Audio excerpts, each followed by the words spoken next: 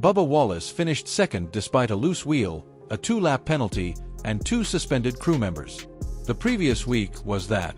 This week, before he had even finished a qualification lap, when he was leaving turn 9 at Soma, his left rear tire fell into the gravel, the grip instantly disappeared, and his vehicle spun nose first into the wall. Between those 2 occasions, the talk surrounding Bubba Wallace completely shifted, and 2 terms that no driver had ever used to refer to him started to circulate. Bubba Wallace is departing. No owner verified it, no official stated it, and no contract tail surfaced. However, once those remarks begin to circulate in NASCAR, they hardly ever cease by themselves. And after a weekend at Soma Raceway, Bubba Wallace and 2311 Racing found themselves in precisely that situation. You must comprehend Bubba Wallace's position prior to his arrival in order to comprehend why this was so important.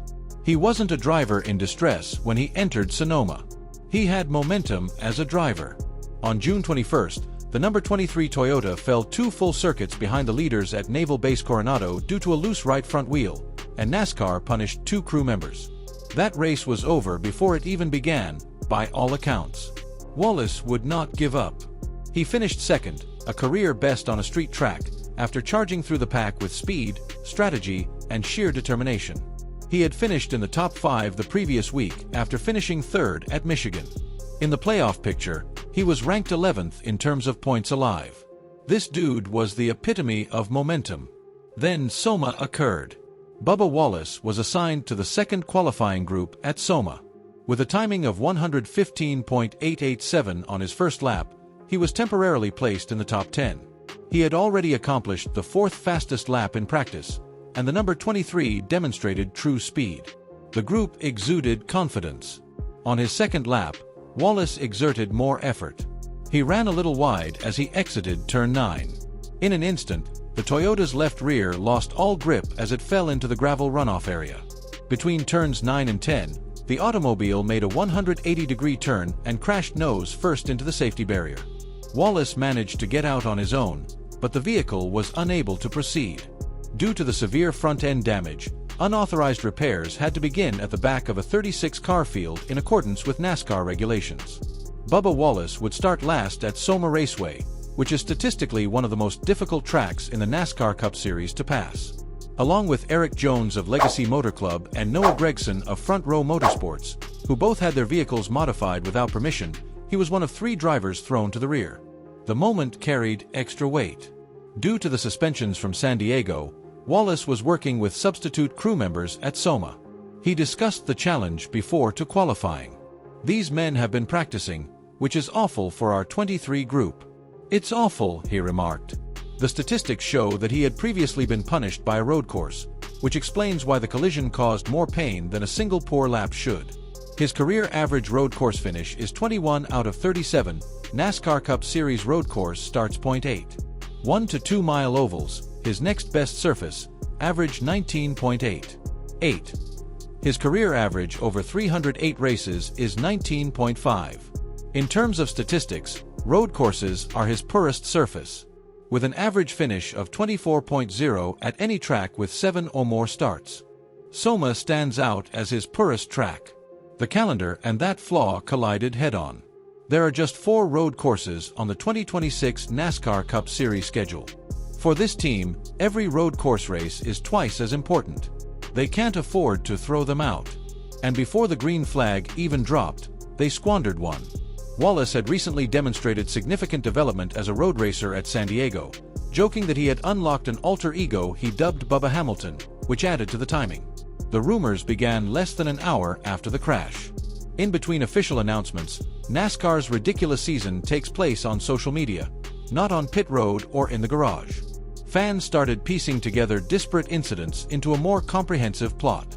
One challenging week turned into 2. 2 turned into a pattern.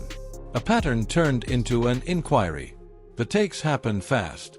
One observer framed it in terms of standards, contending that great organizations demand exceptional consistency and that Wallace's profile increases each time a teammate races close to the front. A counterargument was made just as quickly, pointing out that stories are created far more quickly than roster changes ever occur after a string of challenging weekends. Further investigation revealed that Soma was not the source of the pressure. It revealed the level of pressure that was already present. This introduces the analogy that sparked the entire discussion. Reich, Tyler, Michael Jordan and Denny Hamlin never intended for 23XI racing to be mediocre. Long-term domination, championships, and superstar drivers were the norm.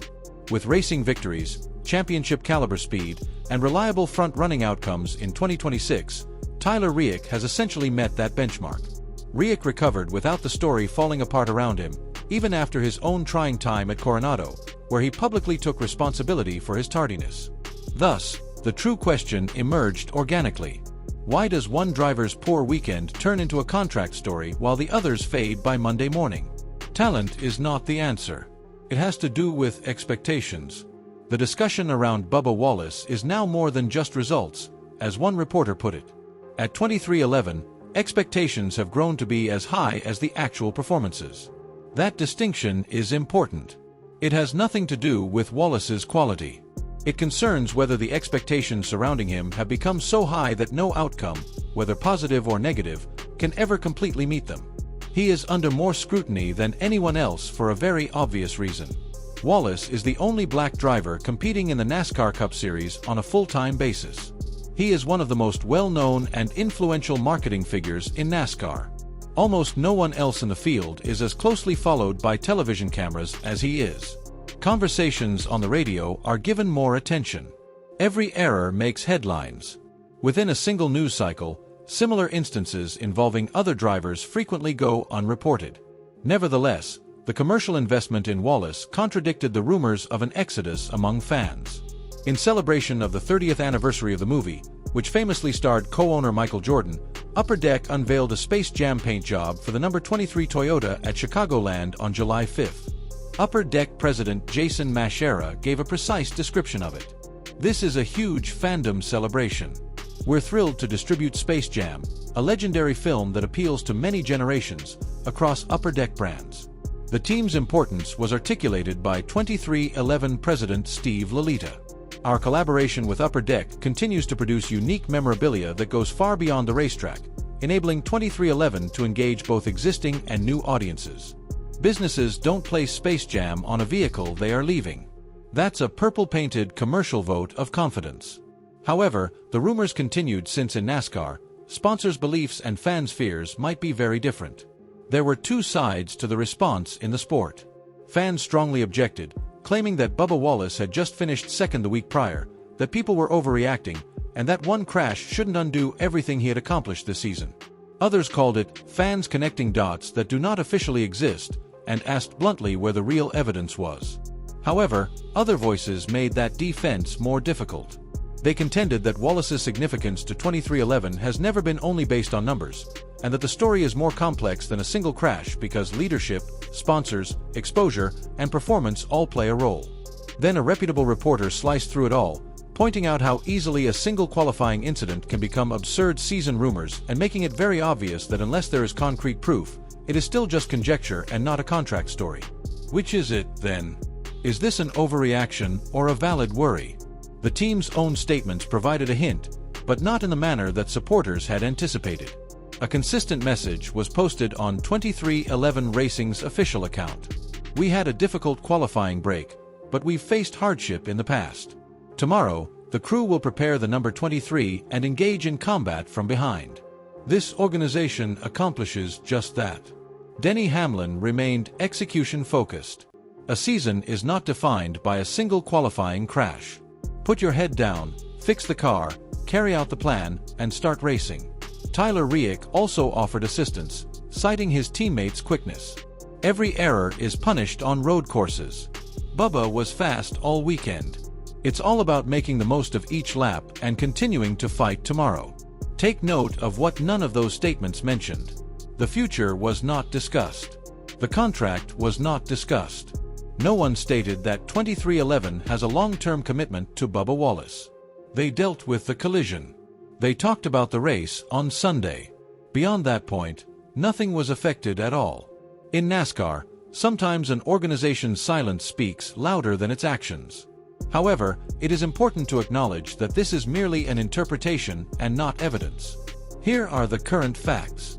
Wallace continues to drive a 2311 race car. He's still in the preliminary playoff picture. There is no confirmed contract dispute. There has been no announcement of an exit. At Soma, the number 23 Toyota from the back of the field won the green flag.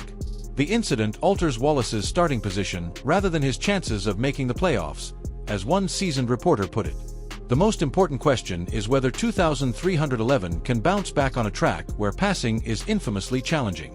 Instead of disintegration, the roster environment promotes stability. In 2024, Wallace extended his contract with the squad for a number of years.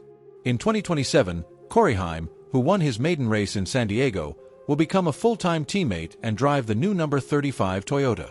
These actions indicate that an organization is progressing rather than disintegrating. Bubba Wallace has previously responded to his detractors. When most people thought he would vanish into the tumult, he transformed Naval Base Coronado into a career moment. He can do it again since he has done it before. However, he carried the burden of what had slipped away even during that pinnacle of his career. He later remarked, "It's what if, tired of living in that." Bubba Wallace's ability to recover is not the subject at hand. In an organization that was never designed to accept anything less than a championship, the question is whether recovering is still sufficient. Furthermore, Soma does not provide a response to that query. It only grows louder. This is what is worth discussing. Is Bubba Wallace capable of securing his future at 2311 Racing? Or is Soma this season's pivotal moment? Unable to pay. His contract was not terminated by one crash, and sponsors continue to support him. However, Bubba Wallace's expectations have escalated to the point where no one weekend, good or bad, can completely meet them. And that pressure won't go away anytime soon.